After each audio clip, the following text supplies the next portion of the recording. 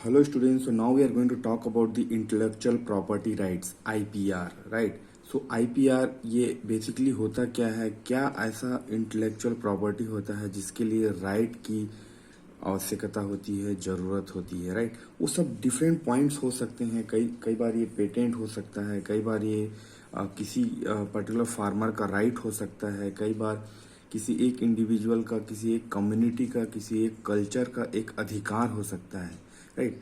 जिसमें उसके टैलेंट का जो इस्तेमाल करके किसी भी चीज़ की खोज की गई होती है, चाहे वो ड्रग हो, चाहे वो कोई मेथड हो, तो उस चीज़ को कोई और मत छीन ले, ठीक है? उस चीज़ को कोई और अपने नाम से मत करवा ले, पेटेंट मत करवा ले, अपना क्रेडिट जो है खुद मत ले ले। उस चीज़ को देखते हुए ये आईपीआर का जो है डिज़ाइन किया गया है। तो आइए समझने की कोशिश करते हैं intellectual property rights, IPR, right? It refers to the legal rights granted to individuals or maybe organizations for their creations or invention, right? Legal right होता है, यह एक मतलब कानूनी अधिकार होता है जिसमें उसको ये अधिकार दिया जाता है किसी एक व्यक्ति को, हो सकता है, या किसी एक संस्था को, उसकी उनके क्रिएशन के लिए, उनके आविष्कार के लिए, उनके डिस्कवरी के लिए, उनके किसी भी नए चीज़ को, किसी नोएल चीज़ को अगर वो इंट्रोड्यूस करते हैं तो वह वो उनके नाम पे ही रहे और पूरा क्रेडिट जो है उनको जाए, इसलिए इसका एक राइट दिया जाता है, ठीक है? These rights includes patents. आपने सुना होगा पेटेंट का नाम कई बार कि ये मेरे नाम पे पेटेंट है, या ये पेटेंटेड ड्रग है, या पेटेंटेड मेथड है ना? ट्रेडमार्क्स, कोई एक सिंबल हो सकता है। कॉपीराइट्स, किसी बुक्स के लिए, किसी आर्टिकल्स के लिए कॉपीराइट्स हो सकता है, किसी सॉन्ग के लिए हो सकता है। Trade secrets, right? जो भी ट्रेड का, जो भी पर्टिकुलर ट्रेड रहता है कंपनी का, ऑर्गेनाइजेशन का, उसका सीक्रेट या जो भी है ना, are designed to protect the intellectual property of creators और इन्वेंटर्स और पेटेंटर्स और इंडिविजुअल पर्सन, राइट? तो इसको बोलते हैं हम लोग इंटेलेक्चुअल प्रॉपर्टी राइट। तो इसके बहुत सारे ब्रांचेस हो सकते हैं, बहुत सारे प्रकार हो सकते हैं। इंटेलेक्चुअल प्रॉपर्टी राइट आईपीआर, ये पेटेंट हो सकता है, यह कोई ट्रेडमार्क्स हो सकता है, यह कोई कॉपीराइट हो सकता है, या ट्रेड सीक्रेट हो सकता है, राइट? तो आइए जानने की कोशिश करते हैं। इसमें जब हम आगे बढ़ते हैं यूनिट में, तो हमारे पास यह इस तरह का कुछ टॉपिक देखने को मिलता है जिसका नाम है patenting and regulatory requirements of natural products, right?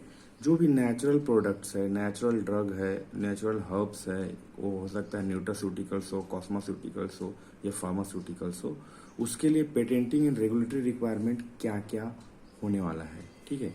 It involves securing intellectual property rights. यह आईपीआर को सिक्योर करने के लिए, फॉर किसके लिए? Novel discoveries from natural sources, okay? नया कुछ अगर खोज किया गया है किसी नेचुरल सोर्सेस से, चाहे वो माइक्रो ऑर्गेनिज्म हो, प्लांट हो, एनिमल हो, उससे कोई दवाई खोजा गया है अगर किसी के द्वारा, तो वो उसके नाम पे ही सिक्योर रहेगा। Regulatory requirements ensure safety, efficacy and proper labelling of these products, right? तो जो भी रेगुलेटरी बॉडीज होते हैं, ऑर्गेनाइजेशंस होते हैं, वो एक रिक्वायरमेंट मतलब रखते हैं उस चीज़ को पेटेंट करने से पहले, ठीक है, या फिर उसको प्रोटेक्ट करने से पहले, कि उसके सेफ्टी, जैसे भी वो भी जो भी इंटेलेक्चुअल को यूज़ करके जो खोज किया गया है, डिस्कवरी किया गया है, नया खोज जैसे नोवेल डिस्कवरी, उसको सेफ रखने के लिए, उसकी इफिकेसी को देखने के लिए और उसके प्रॉपर लेबलिंग के लिए यह यूज़ होता है, ठीक है? अब हम बात करते हैं इसमें पेटेंट का, जो कि बहुत ही इंपॉर्टेंट है और फर्स्ट टॉपिक है आईपीआर का। पेटेंट क्या होता है, ठीक है? बहुत अच्छे से समझना पड़ेगा इसको, क्योंकि कई बार लोग अपने हिसाब से लिख देते हैं जिससे मार्क्स कम आते हैं। तो आइए समझते हैं इसका legal definition. A patent is a legal protection granted to an inventor for novel invention और डिस्कवरी, ठीक है? It gives them exclusive rights for limited period of time, may be 20 year from the date of filing, right? Patent एक legal protection है, एक legal right है जो कि grant किया जाता है, दिया जाता है किसी भी इन्वेंटर को, आविष्कारक को, फॉर उसके नोवेल इन्वेंशन और डिस्कवरी के लिए कोई नया आविष्कार हुआ है या नया खोज हुआ है उसके लिए उसको यह राइट दिया जाता है। इसमें उसको एक एक्सक्लूसिव राइट मिलता है एक सर्टेन टाइम ऑफ पीरियड के लिए, जो कि 20 साल हो सकता है। जिस दिन से वो फाइल किया रहता है उसके 20 साल तक वह उसके नाम पे पेटेंट रहेगा। आइए इसको एग्जाम्पल से समझने की कोशिश करते हैं। जैसे कि हम एग्जाम्पल की बात करते हैं पेटेंट में, तो इफ अ रिसर्चर डेवलप्स, अगर कोई रिसर्चर अगर डेवलप करता है न्यू मेथड ऑफ एक्सट्रैक्शन, हम इसमें बात कर रहे हैं किसके बारे में, हम इसमें बात कर रहे हैं पर्टिकुलर अपने हर्बल ड्रग टेक्नोलॉजी के ही किसी method of extraction of active compounds from particular herb, right. For example हम क्लोव से यूजिनॉल निकालने की बात कर रहे होंगे, ठीक है। तो वो एक मेथड हो सकता है एक्सट्रैक्शन मेथड, कि उसको हम सॉक्सलेट से एक्सट्रैक्ट करेंगे तो अच्छा आएगा, कि मेसरेशन करेंगे तो अच्छा आएगा, कि परकोलेशन, कि डिकॉक्शन, जो भी different method of extraction available है उसमें कौन सा मेथड इस पर्टिकुलर हर्ब्स के एक्टिव कंपाउंड को अलग करने के लिए इस्तेमाल होता है और उसमें अच्छा परसेंटेज यील्ड हमको मिलने वाला है। They may apply for patent, researchers right may apply for patent to protect this idea, जो भी वो आइडिया निकाले हैं कि मतलब उसमें क्लेवेंजर ऑपरेटर्स यूज करेंगे तो उसमें अच्छे से डिस्टिल आउट हो जाएगा, इस तरह का form used by others without permission, right. So इस आइडिया को वो लोग प्रोटेक्ट करने के लिए पेटेंट के लिए अप्लाई कर सकते हैं ताकि दूसरे लोग अदर्स के नॉट यूज विदाउट परमिशन, कोई दूसरा इसको इस्तेमाल ना कर पाए इस मेथड का बिना प्रायर परमिशन के। This patent would give the owner or the inventor or the discoverer or the researchers a right to produce, sell the herbal medicine formulation for a specified period of time. It may be 20 year, right? तो वह इस बीच में 20 साल तक जब उनके नाम से ये पेटेंट रहेगा तो what they can do, they can utilize this method and they can produce herbal medicine formulation and they can sell it by this method, right? तो ये उनके नाम से रहेगा। अगर कोई लेना चाहे तो उनको इनसे खरीदना पड़ेगा, कहने का मतलब, ठीक है। तो ये उनकी प्रॉपर्टी हो जाएगी। अब आइए बात करते हैं, इसी यूनिट में आगे बढ़ते हैं तो कुछ और राइट्स के बारे में बात किया गया है। जैसे कि देख सकते हैं फार्मर्स राइट। अब फार्मर्स मतलब तो होता है किसान, किसान के लिए क्या राइट्स है भाई, अभी भी किसान आंदोलन चल रहा है फिर से, है ना, पिछले बार भी चला था, तो ये वो वाला नहीं है।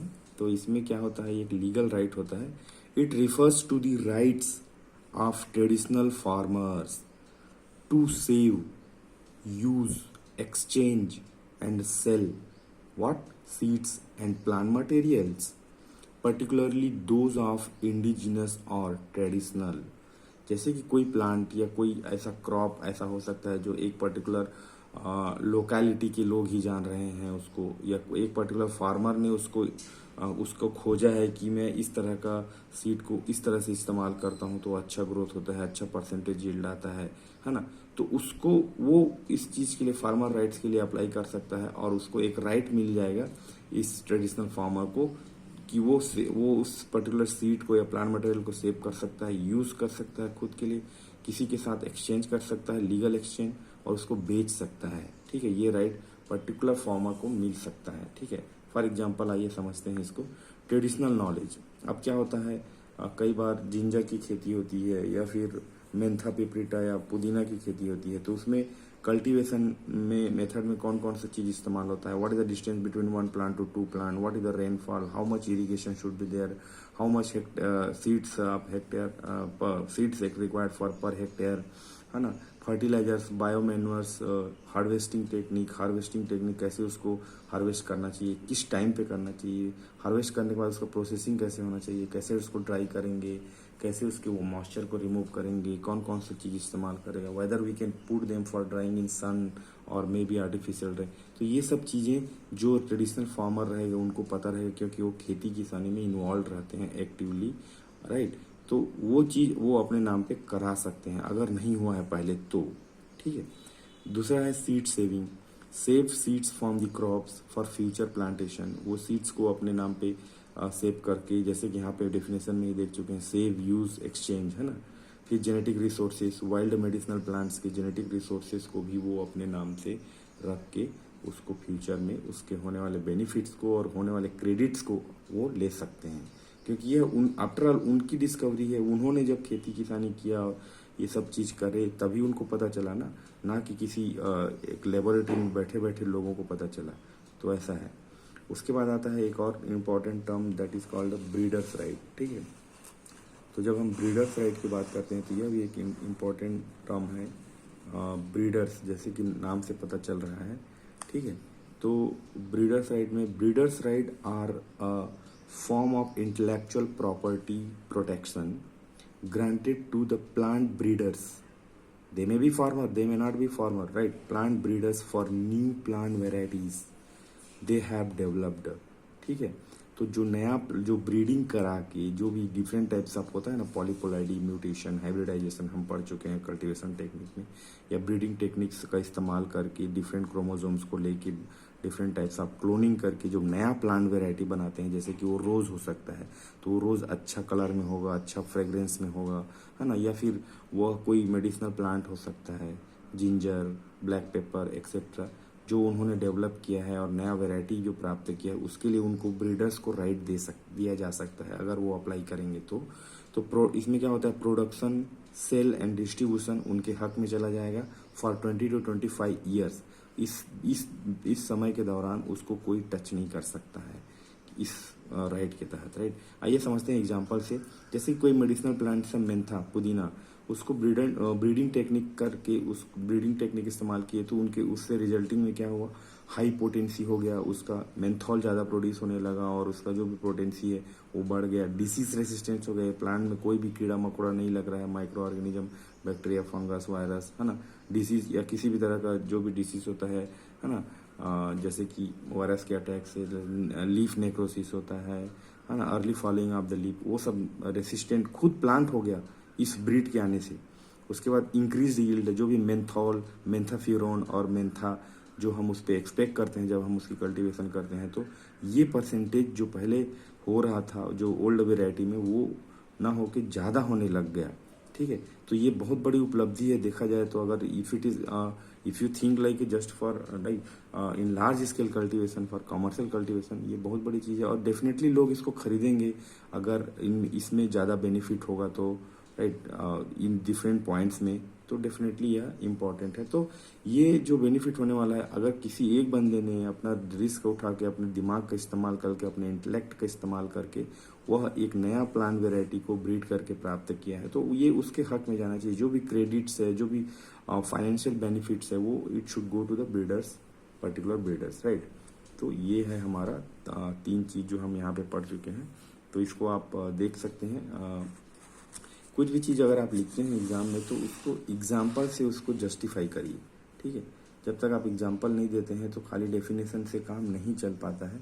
तो यह नोट्स आपको टेलीग्राम चैनल में PDF फॉर्म में मिल जाएगा, वहाँ से आप डाउनलोड कर सकते हैं और अपना खुद का नोट्स बना सकते हैं या इसी को डायरेक्टली पढ़ सकते हैं। अगर समझ में नहीं आ रहा होगा तो आप वीडियो में आके इसको फिर से देख सकते हैं। Thank you.